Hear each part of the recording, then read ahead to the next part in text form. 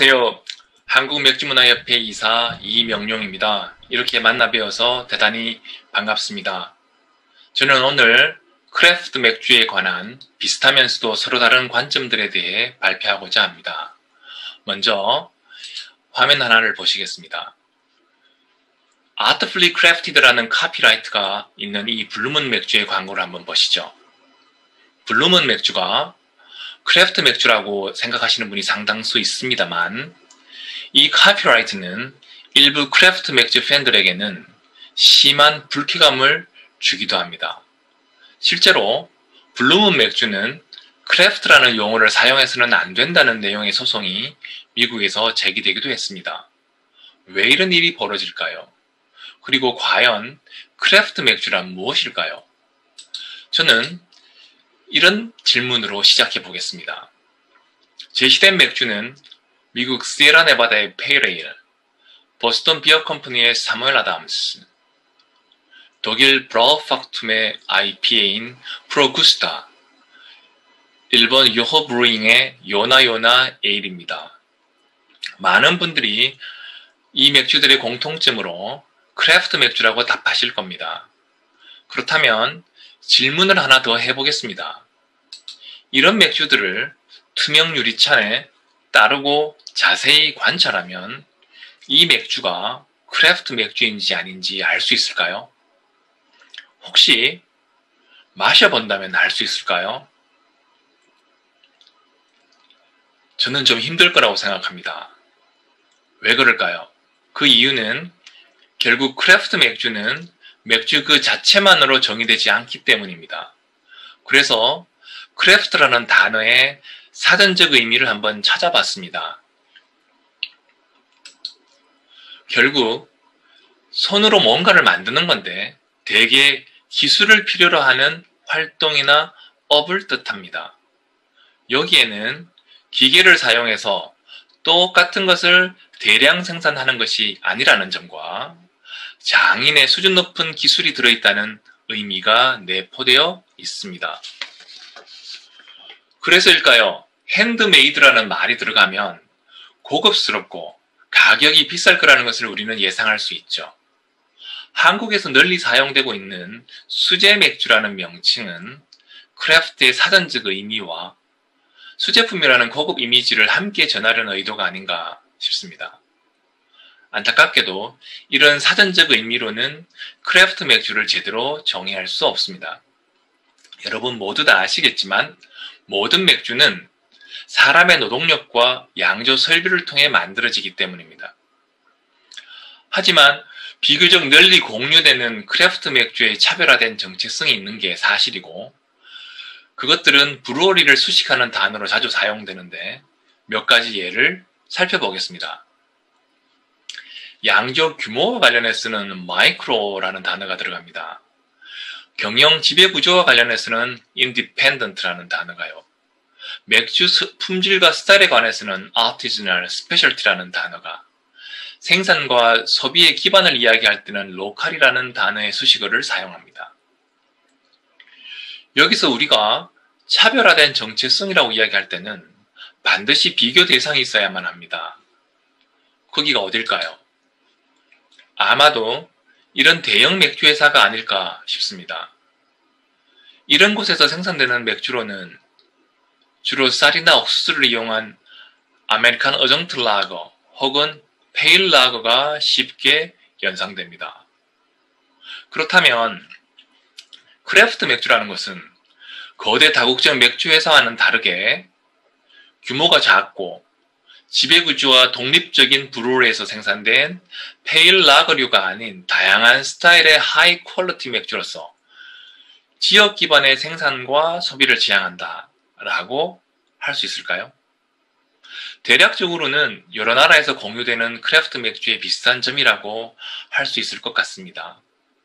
여기서 크래프트 맥주 유행의 진원지인 미국의 브루어스 어소시에이션 BA의 입장을 한번 살펴보겠습니다. 많은 분들이 익히 아시는 내용일 겁니다. 첫 번째는 스몰입니다. 연간 양조 규모가 600만 배럴을 초과해서는 안 됩니다. 이것을 리터로 환산하면 7억 리터가 조금 넘습니다. 연간 미국 맥주 판매의 약 3%를 차지합니다. 두 번째는 인디펜던트입니다. 대형 맥주 회사의 지분이 25% 미만이어야 합니다. 지배구조의 독립성을 강조하는 항목입니다. 세 번째는 트래디셔널입니다. 맥주의 풍미, 플레이버가 전통적이거나 혁신적인 양조 재료와 양조 기법에서 나와야 합니다. 그러나 지금 여러분께서 BA 웹사이트를 확인해 보시면 조금 다른 정의를 만나게 될 겁니다. 이렇게 말이죠. 트래디셔널 항목이 없어졌습니다. 그리고 TTB에 등록되고 현재 양조를 하고 있는가라는 기준, 브루웨이 기준이 새로 들어왔네요. TTB는 Alcohol and Tobacco Tax and Trade Bureau의 줄임말로 미국에서 담배와 주류에 대한 세금과 거래를 관장하는 기관입니다. 그런데 이건 크래프트 브루에 대한 정의이지 크래프트 맥주의 정의가 아닙니다. 그렇다면 BA는 암묵적으로 크래프트 맥주는 크래프트 브루에서 생산된 맥주라고 이야기하는 걸까요? 직접적으로 그렇게 말하지는 않고 있습니다. BA가 제공하는 크래프트 브루어 인증 마커에는 크래프트 비어라는 말은 없고 인디펜던트 크래프트라는 용어만 있습니다. 최근 들어 지배구조의 독립성이 상당히 강조되는데요. 덕피쉬 헤드의 창업자인 샘 칼라지오네의 말을 한번 보시죠. 대형 맥주 회사는 단지 사업가에 의해 경영될 뿐이지만 진정한 크래프트 브루어는 브루어가 첫째고 사업가는 둘째다 라고 했습니다. 그래서일까요? 영국, 호주, 아일랜드에서도 인디펜던트 용어를 크래프트 용어 대신 쓰거나 크래프트와 함께 쓰는 추세입니다. 인증 마크도 마찬가지입니다. 이번에는 차별화된 정체성에 대한 서로 다른 관점을 살펴보겠습니다. 사실 연간 양조 규모가 작아야 한다고는 하지만 미국에서도 이 기준은 변하고 있고 커지고 있죠. 잉링이나 보스턴 비어 컴퍼니, 시에라 네바다 같은 멤버들을 포함시키려고 말입니다. 4천만 리터의 호주나 2천만 리터의 이탈리아와 비교한다면 실제 골리앗과 다윗과 같습니다. 미국이 아닌 나라 같으면 이 스몰이 결코 스몰이 아닙니다. 두 번째, 전통과 혁신 부분도 그렇습니다. BA는 맥주 재료로 쌀이나 옥수수를 사용하는 것에 부정적인 입장을 보여왔습니다. 버드와이즈 맥주 같은 아메리칸 어정트 라거의 평가 절하는 어찌 보면 당연했죠. 그렇지만 미국에서 가장 오래된 양조장인 잉링의 트래디셔널 라거는 시작부터 레시피에 쌀이 포함되어 있었습니다. BA 내부에서 자기 부정이 일어난 것과 마찬가지입니다. 전통과 혁신의 구분도 모호합니다. 미국에서는 바이젠, 고제, 사우비어, 스타우트 같은 것이 혁신적인 비어 스타일일 수 있지만 독일, 벨기에, 아일랜드에서는 전통이기 때문입니다. 그리고 전통과 혁신은 정성적인 것이라서 정량화, 수치화하기가 불가능합니다. 아마도 이런저런 이유 때문에 BA는 트래디셔널이라는 기준을 제외시킨 건지도 모르겠습니다. 지배구조의 독립성을 담보하는 대형 맥주회사의 소유 지분에 관한 기준도 절대적이지 않습니다. 미국의 BA는 25% 미만이지만 호주의 BA는 20% 미만입니다. 참고로 블루문 같은 경우는 애초에 쿠어스에서 시작했기 때문에 크래프트 용어를 사용해서는 안 된다는 주장이 나옵니다.